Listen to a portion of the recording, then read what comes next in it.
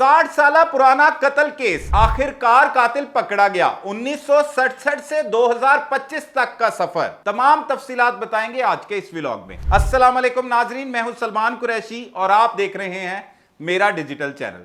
सोचें, एक कत्ल, एक बेगुनाह औरत और कातिल जो तकरीबन 60 साल तक कानून की गिरफ्त से आजाद रहा, लेकिन वक्त, टेक्नोलॉजी और इंसाफ की प्यास ने आखिरकार इसे बेनकाब कर दिया। यह कहानी है लोइजा डन के कत्ल की और रेलैंड हेडली के गिरफ्तारी की। साल 1967, बर्तानिया का शहर ब्रिस्टोल। लोइजा डन एक 75 साल खातून जो अकेली रहती थी।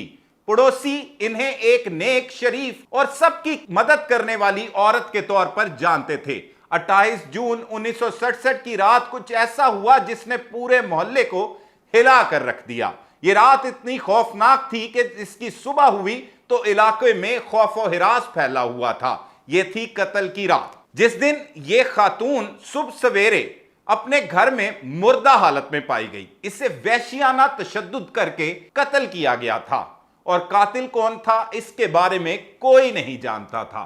पुलिस ने अपनी तफ्तीश का आगाज किया तो मालूम हुआ कि इस खातून के साथ ज्यादती भी हुई है और इसे फिर बेदर्दी के साथ कत्ल किया गया है। पुलिस ने जाए वकूआ से शवाहिद इकट्ठे किए, कुछ नमूने, और उस दौर में डीएनए नाम का कोई तासुर भी नहीं था। कातिल की शनाख्त भी नहीं हो सकी और वक्त गुजरता गया, कई दहाइयां गुजर गई और फिर यह केस सर्द खाने की नजर हो गया। सर्द खाने में जाने के बाद यह केस के बारे में कोई मालूमात सामने नहीं आई। फिर एक वक्त आया 2023 में, पुलिस ने इस कोल्ड केस को सर्द खाने से बाहर निकालने का फैसला किया, इसे खोला और इस पर तफ्तीश का आगाज किया गया। इस ऑपरेशन को कोड नाम दिया गया। जदीद फोरेंसिक टेक्नोलॉजी का इस्तेमाल हुआ और 1967 के मखसूस शुदा कपड़ों, नीली स्कर्ट और बालों के नमूनों को जदीद डीएनए से टेस्ट से गुजारा गया। स्पेन में मौजूद DNA profile UK national database NDNAD से मिला।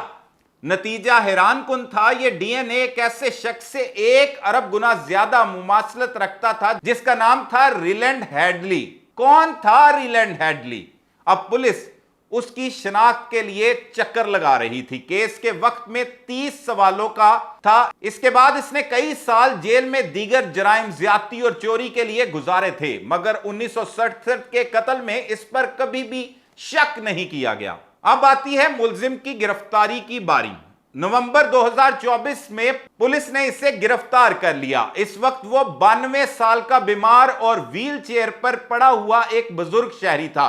गिरफ्तारी के वक्त पुलिस ने इससे कहा कि मगर सच्चाई सामने आ चुकी थी।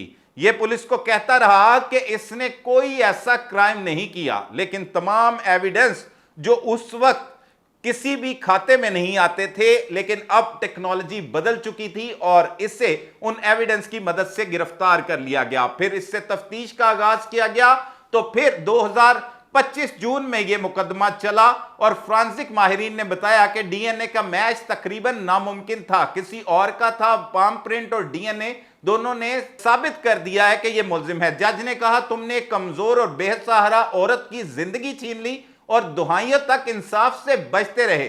सजा उम्र कैद है, कम से कम 20 साल, जिसका मतलब है कि वो अब बाकी की जिंदगी जेल में ही गुजारेगा। इस तरह ये एक ऐसा कत्ल बेनकाब हुआ और मुलजिम भी अपने अंजाम को पहुंचा। वो कहते हैं ना कि कत्ल की वारदात कभी नहीं छुपती। तकरीबन 58 साल बाद इंसाफ हुआ।